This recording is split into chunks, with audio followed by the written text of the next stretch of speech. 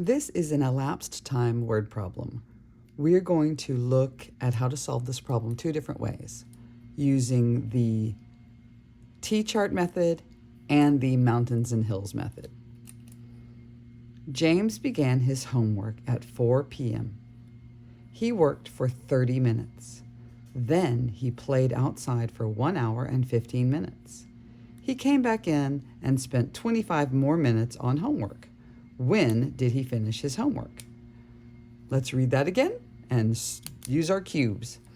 James began his homework at 4 p.m. He worked for 30 minutes. Then he played outside for 1 hour and 15 minutes. He came back in and spent 25 more minutes on homework. When did he finish his homework? There is the question we need to answer. Now we'll look at it with the T-chart method. T-chart method, you start with a T, just like it says in the name. So we write a big T. On this side, we're going to write time passed, or you could write TP for short, time passed. And then on the top of the other side, we're going to put the start time. He starts at 4 p.m. Here is where we're going to put our hours and minutes that pass, and this is where we're going to put the time as it changes. So first, he worked for 30 minutes. So let's write in that 30 minutes here. 4 o'clock plus 30 minutes is 4:30. Then he played outside for 1 hour and 15 minutes. Let's break that up into 1 hour.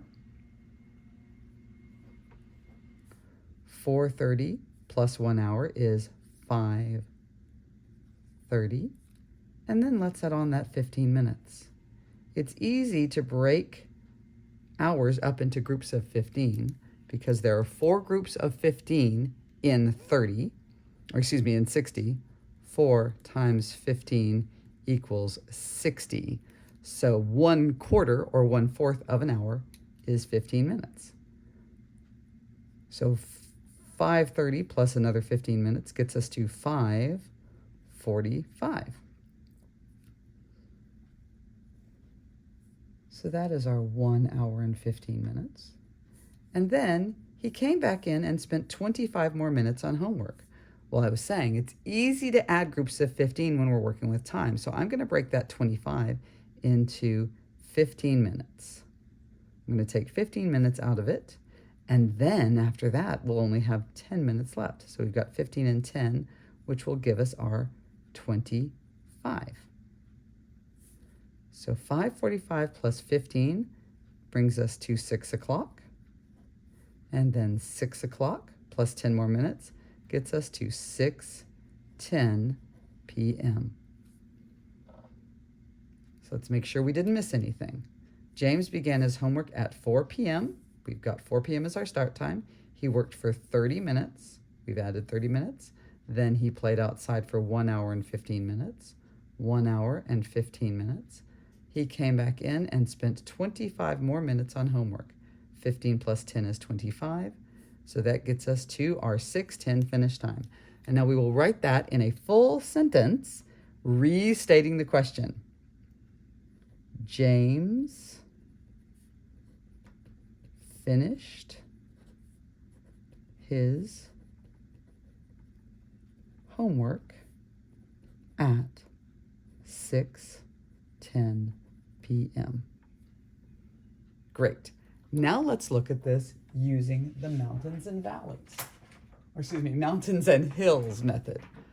So for mountains and hills, we need a line, like a timeline. So I'm going to draw my line all the way across my page. And I'm going to put my start time right here at the front of the line. 4 o'clock is my start time. Now, when using mountains and hills, the mountains represent an hour. The hills represent periods of time that are less than an hour. So the first thing James did was he worked for 30 minutes. So I'm going to make a hill that represents 30 minutes. Now I'm going to write the next time here. 30 minutes passed, now we're at 4:30. Then he played outside for 1 hour and 15 minutes. So I need to make an hour, so I'm making my mountain. Each time I have a point like this, that means 1 hour. That brings us to 5:30. Then I need a hill to represent 15 minutes. That brings us to 5:45.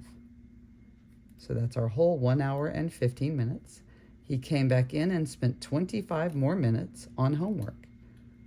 So I'm going to make a hill to represent my 15 minutes of that 25 minutes, and that gets me nicely to 6 o'clock. And then another hill, which will be 10 minutes, and that gets me to 6:10. So the end time is 6:10 p.m. And also, I need to write it out as that full sentence again. James finished his homework at 6:10 p.m. So this method and this method are two different ways to solve elapsed times problems.